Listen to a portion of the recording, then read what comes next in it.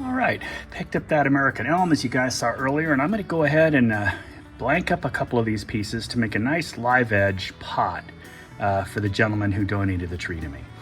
This tree was very special to him, hearing his story. One of the reasons they even bought the house, had all of their family reunions under it and all of their holiday events. It was a 60-foot tall elm, American elm, with a giant canopy umbrella. It was massive. And they had it trimmed every year to keep it more like an umbrella. And it was just huge. Cast a 75, 80-foot shady spot in the middle of their property.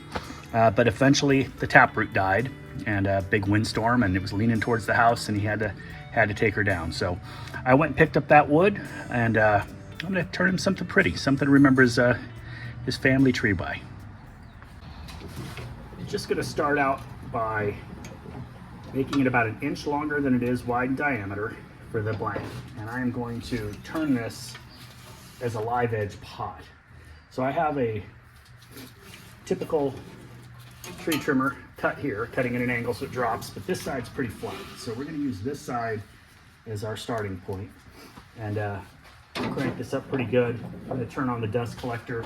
Now I have a carbide tipped blade in here from Supercut that does really well on the green wood. Lasts a lot longer than a standard carbon blade.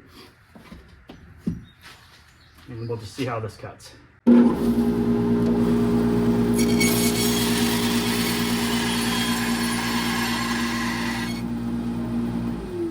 Everyone has their own method for doing stuff like that, but look at how pretty that wood is. That is beautiful. I do see a lot of checking all the way in here and some spalting. So it's going to be beautiful. I may not be able to keep these piths in for a bowl, to be honest. It looks like there's already cracking happening there. So I'm going to pick the right orientation and cut pith section out of this one. And I'll have to do the same over here. I was hoping for a bigger pot style, but here we'll flip it over.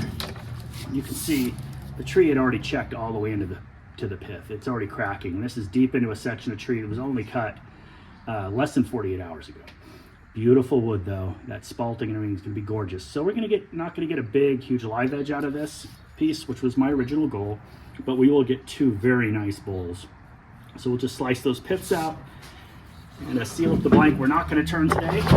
And I'll get to getting on the other wood as well. These are very heavy, and I think we can slide right through. There's going to be some cracks. Hopefully get some of those turned out. We also have a really cool branch section right here that I'd love to keep in the bowl. So let's go this direction. This looks like it has the best amount of meat.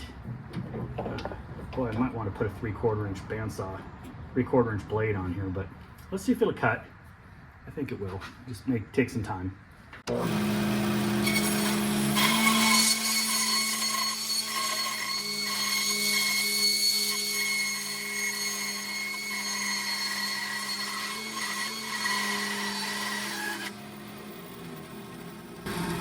That blade to stop. Let me show you what we got here.